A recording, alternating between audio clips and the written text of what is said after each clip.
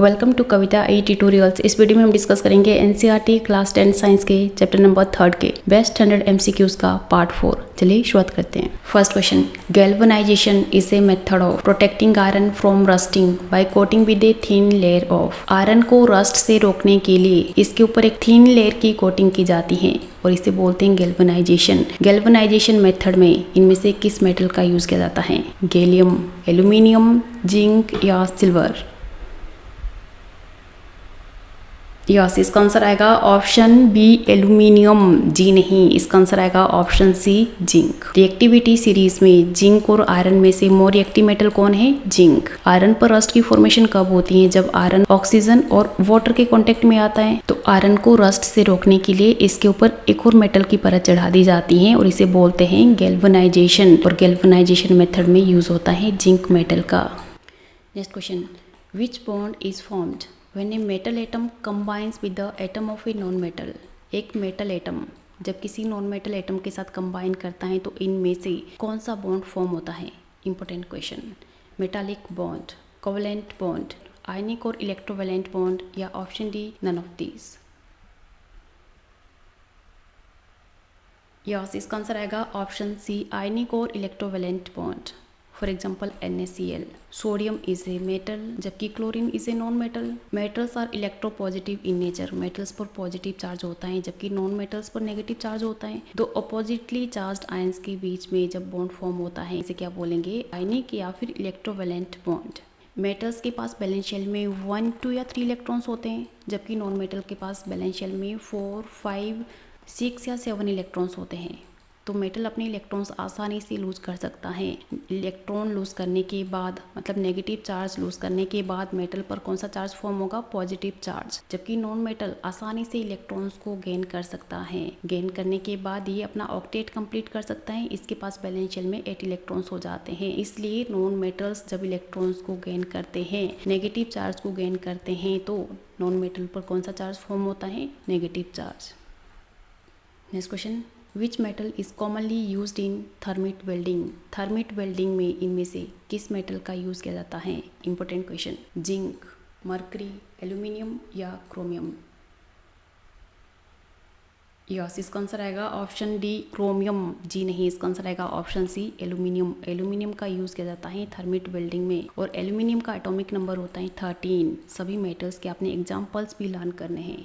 Potassium, sodium, calcium, magnesium, aluminium, zinc, iron, cobalt, nickel, copper, ये सभी commonly used metals हैं।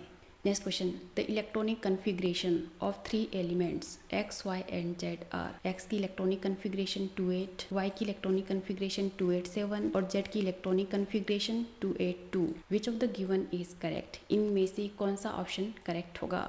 X is a metal या Y is a metal या Z is a non metal या option D Y is a non metal and Z is a metal?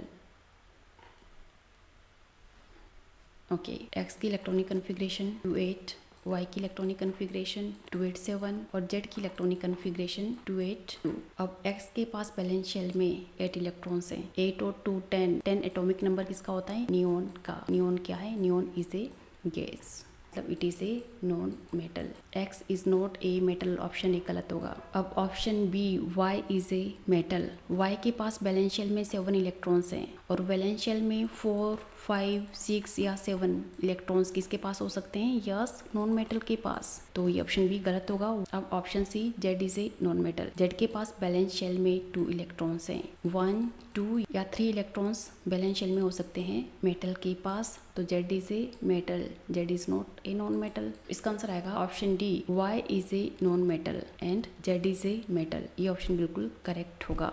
Next question, copper objects lose shine and form green coating of. Copper objects अपनी shine lose करते हैं और इनके ऊपर इनमें से किसकी ग्रीन कोटिंग फॉर्म होती है? Copper oxide, copper hydroxide and copper oxide या बेसिक कॉपर कार्बोनेट या option D copper carbonate? Yes, इसका आंसर आएगा option C basic copper carbonate. Copper metal जब ऑक्सीजन, वाटर और वेरी इंपॉर्टेंट कार्बन डाइऑक्साइड के contact में आता है तो इसमें कोरोजन की फॉर्मेशन होती है, और जब इसमें कोरोजन की फॉर्मेशन होती है तो इसके ऊपर ग्रीन कोटिंग फॉर्म होती है। जबकि आयरन में रस्ट की फॉर्मेशन कब होती है? जब आयरन ऑक्सीजन और वाटर के कांटेक्ट में आता है, और ऑक्सीजन, वाटर और कार्बन डाइऑक्साइड के साथ रिएक्ट करने के बाद कॉपर, बेसिक कॉपर कार्बोनेट की फॉर्मेशन करता है, और इसका फॉर्मूला होता है CuCO3 dot CuOH twice, basic copper carbonate. Next question, which of the given oxide of iron would be obtained on prolonged reaction of iron with steam? Iron की steam के साथ रिएक्शन के बाद इनमें से कौन सा ऑक्साइड फॉर्म होता है?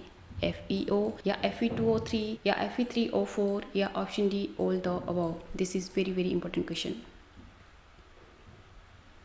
मेटल्स जब भी वाटर के साथ रिएक्ट करते हैं तो मेटल हाइड्रोक्साइड की फॉर्मेशन होती है, साथ में हाइड्रोजन गैस लिबरेट होती है। बट आयरन, एल्यूमिनियम और जिंक ये तीनों रिएक्ट करते हैं स्टीम के साथ।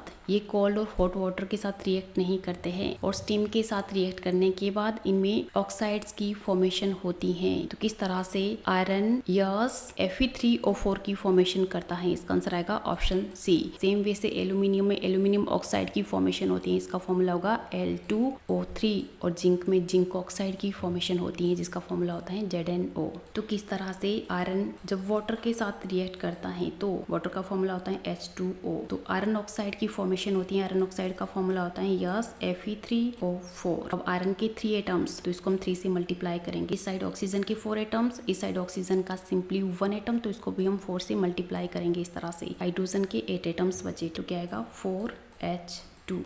Next question, 2 metals which exist in native और फ्री स्टेट आर? 2 मेटल्स जो कि नेटिव या फ्री स्टेट में एग्जिस्ट करते हैं, कौन से हैं इनमें से? सोडियम एंड पोटाशियम, या कैल्शियम एंड मैग्नीशियम, या गोल्ड एंड प्लेटिनम, या option D none of these? Yes, इसका आंसर आएगा option C, gold and platinum. Silver का फॉर्मूला होता है Ag, गोल्ड का फॉर्मूला होता है Au, और प्लेटिनम का फॉर्मूला होता है Pt। ये तीनों इनर्ट होते हैं, रिएक्टिव नहीं होते हैं, ये तीनों लीस्ट रिएक्टिव मेटल्स हैं। रिएक्टिविटी सीरीज में ये सबसे बिलो लाई करते हैं। Next question, atomic number of sodium is 11, it's electronic configuration will be? Sodium का एटॉमिक नंबर 11 होता है, तो इसकी इलेक्ट्रॉनिक कन्फिग्रेशन क्या होगी? 263, 362, या 632, या 281? यस, इसका आंसर आएगा ऑप्शन डी 281। इलेक्ट्रॉनिक कन्फिग्रेशन किस तरह से लिखी जाती है? KLM। K शेल में मैक्सिमम आते हैं 2 इलेक्ट्रॉन्स, L शेल में मैक्सिमम 8 इलेक्ट्रॉन्स इंक्लूड होते हैं, और M शेल में आ सकते हैं मैक्सिमम 18 इलेक्ट्रॉन्स। तो अब इसका एटॉमिक नंबर कितना है? 11। 8 और 2 10, कितने इलेक्ट्रॉन्स बचे? 1, तो M शेल में 1 इलेक्ट्रॉन आएगा, तो इसकी इलेक्ट्रॉनिक कन्फिग्रेशन होगी 281। Next question, the second most abundant metal in the earth crust is? Earth crust में सेकेंड मोस्ट अबेंडेंट मेटल कौन सा है? ऑक्सीजन, सिलिकॉन, एल्यूमिनियम, या आयरन? यस, इसका आंसर आएगा ऑप्शन बी, सिलिकॉन। जी नहीं, इसका आंसर आएगा yes, option D, iron. Earth crust पर ऑक्सीजन पाई जाती है 46.6%, जबकि उसके बाद एल्यूमिनियम पाई जाती है 8.1%, और आयरन पाई जाती है 5.6%, और आयरन के बाद कैल्शियम पाई जाती है 3.6%। तो मोस्ट अबेंडेंट नॉन मेटल आएगा ऑक्सीजन, जबकि मोस्ट अबेंडेंट मेटल आएगा एल्यूमिनियम, और सेकंड मोस्ट अबेंडेंट मेटल होगा आयरन। उसके बाद आएगा calcium, followed by sodium, potassium and magnesium. अगर बात की जाए सिलिकॉन की, second most abundant non metal कौन सा है? Silicon. Next question, metals combine with oxygen to form metal oxides which है pH ऑफ? मेटल्स जब ऑक्सीजन के साथ कंबाइन करते हैं तो मेटल ऑक्साइड की फॉर्मेशन होती है, तो मेटल ऑक्साइड का pH क्या होगा? Less than 7, more than 7, equal to 7, या option D none of these? Okay, metal oxide का नेचर क्या होता है? Metal oxides are basic in nature, और बेस का pH क्या होता है? More than 7। इसका आंसर आएगा ऑप्शन बी। जबकि जो नॉन मेटल ऑक्साइड्स होते हैं वो नेचर में या तो एसिडिक होते हैं या फिर न्यूट्रल होते हैं। Next question, why is titanium called a strategic metal? Titanium को एक स्ट्रेटेजिक मेटल क्यों कहा जाता है? Option A, it is light in weight and stronger than other metals. ये वेट में हल्का होता है और बाकी मेटल्स के कंपैरिजन में ज़्यादा स्ट्रॉन्गर होता है। या option B, it is heavy in weight, ये वेट में हेवी होता है and stronger than other metals, और बाकी मेटल्स से ज़्यादा स्ट्रॉन्ग होता है। या option C, it can be easily corroded, इसमें आसानी से कोरोजन की फॉर्मेशन हो सकती है। या option D, none of these. Titanium का यूज़ किया जाता है शिप इक्विपमेंट्स बनाने में। ये वेट में हल्का होता है और साथ में बाकी मेटल्स के कंपैरिजन में ये ज़्यादा स्ट्रॉन्गर होता है। तो इसका आंसर आएगा ऑप्शन ए। साथ में इसमें कोरोजन की फॉर्मेशन नहीं होती है, इसलिए इसे बोला जाता है स्ट्रेटेजिक मेटल। टाइटेनियम का एटॉमिक नंबर होता है 22। Next question, magnesium contains only, magnesium के पास केवल कितने इलेक्ट्रॉन्स होते हैं? 1 इलेक्ट्रॉन इन वैलेंस शेल, या 4 इलेक्ट्रॉन्स इन वैलेंस शेल, या 2 इलेक्ट्रॉन्स इन वैलेंस शेल, या नन ऑफ दीज। यस, इसका आंसर आएगा option C, 2 electrons in valence shell. Magnesium का एटॉमिक नंबर होता है 12। इसकी इलेक्ट्रॉनिक कन्फिग्रेशन क्या होगी? AML 2 8। इसके पास वैलेंस शेल में या आउटरमोस्ट शेल में कितने इलेक्ट्रॉन्स होंगे? 2 electrons. Next question, which is not correct one? इनमें से कौन सा पॉइंट करेक्ट नहीं होगा? Option A, metals can be solid, liquid और गैसियस। मेटल्स सॉलिड, लिक्विड या गैसियस तीनों स्टेट्स में पाए जाते हैं। या option B, they are sonorous, metals में साउंड प्रोड्यूस होती हैं। या option C, they have high melting and boiling point, उनका मेल्टिंग और बॉइलिंग पॉइंट हाई होता है। या option D, all the above. Yes, इसका आंसर आएगा option A. Option A will not be correct. Metals सिर्फ और सिर्फ सॉलिड स्टेट में एग्जिस्ट करते हैं, जबकि non metals can exist in solid, liquid और gaseous form.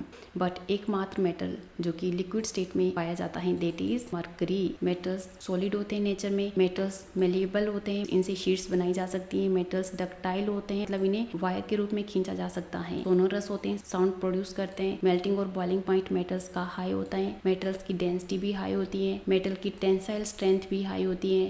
Next question, which among the given alloys contains mercury as one of its constituents? इनमें से किस एलॉय में मर्करी प्रेजेंट होगा? Stainless steel, solder, zinc amalgam, या option D, bronze. Yes, इसका answer आएगा option C, zinc amalgam. Amalgam क्या होता है? Amalgam is an alloy of mercury with other metal और non metal. Alloy of zinc with mercury is called zinc amalgam. Next question, does German silver contain silver in it? क्या German silver में silver present होता है? Never contain, may contain, always contain, या option D, none of these. Yes, इसका answer आएगा option A, never contain. German silver में silver present नहीं होता है। जर्मन सिल्वर क्या है? एक एलॉय है। किसका एलॉय है ये? It is alloy of copper, निकल एंड जिंक। इसमें 60% कॉपर पाया जाता है और 20% निकल और 20% जिंक। इसके लिए आपने याद रखना एटॉमिक नंबर 28, 29 और 30। 28 एटॉमिक नंबर होता है निकल का, 29 एटॉमिक नंबर होता है कॉपर का, और 30 एटॉमिक नंबर होता है जिंक का। Next question, can rusting of iron nail occur in distil water? क्या आयरन में रस्ट की फॉर्मेशन डिस्टिल वाटर में भी हो सकती है? No, yes, sometime, none of these. Iron में रस्ट की फॉर्मेशन होती है जब आयरन वाटर और ऑक्सीजन के कांटेक्ट में आता है। क्या डिस्टिल्ड वाटर के कांटेक्ट में आने से भी इसमें रस्ट की फॉर्मेशन होगी? नहीं, क्योंकि डिस्टिल्ड वाटर में ऑक्सीजन प्रेजेंट नहीं होती है। डिस्टिल्ड वाटर एकदम से प्योर फॉर्म में एग्जिस्ट करता है, इसलिए डिस्टिल्ड वाटर में रस्ट की फॉर्मेशन नहीं होगी। Next question, which non metal exist in solid state? इनमें से कौन सा नॉन मेटल सॉलिड स्टेट में एग्जिस्ट करता है? नाइट्रोजन, ऑक्सीजन, सल्फर, या option D, none of these. इसका आंसर आएगा yes, option C, sulphur. Carbon, sulphur, phosphorus और आयोडीन, ये नॉन मेटल्स सॉलिड स्टेट में एग्जिस्ट करते हैं, जबकि ब्रोमीन एग्जिस्ट करता है लिक्विड स्टेट में, जबकि hydrogen, oxygen, nitrogen, chlorine, all these non metals exist in yes gaseous state. Next question, which of the given metals can not be extracted using smelting? इनमें से कौन सा मेटल स्मेल्टिंग प्रोसेस से extract नहीं किया जा सकता है? आयरन, एल्यूमिनियम, जिंक, या लेड। यस, इसका आंसर आएगा option B, aluminium. Next question, silver articles become black on prolonged exposure to air, this is due to formation of air के कांटेक्ट में आने के बाद सिल्वर आर्टिकल्स जो होते हैं ये ब्लैक हो जाते हैं। इनके ऊपर किसकी फॉर्मेशन होती है? Ag3n, Ag2o, Ag2s या all the above? Important question. Silver articles air में जब हाइड्रोजन सल्फाइड के कांटेक्ट में आता है तो इसमें यस सिल्वर सल्फाइड की फॉर्मेशन होती है। इसका आंसर आएगा ऑप्शन सी। सिल्वर जिसका फॉर्मूला होता है Ag, जब एयर में हाइड्रोजन सल्फाइड के साथ रिएक्ट करता है तो किस तरह से सिल्वर सल्फाइड की फॉर्मेशन होती है? सिल्वर सल्फाइड का फॉर्मूला होता है Ag2s। इस साइड सिल्वर के 2 एटम्स तो इसको हम 2 से मल्टीप्लाई करेंगे और साथ में हाइड्रोजन गैस लिबरेट होगी। एज यूजुअल लास्ट क्वेश्चन आपके लिए, N alloy is an element, A compound, A homogeneous mixture या ए हेट्रोजीनियस मिक्सचर? आंसर जरूर कमेंट कीजिए। ये थे आज के एनसीईआरटी क्लास 10 साइंस के चैप्टर नंबर 3 के बेस्ट 100 MCQs का पार्ट 4। अब तक टोटल हमने 80 MCQs डिस्कस कर लिए हैं।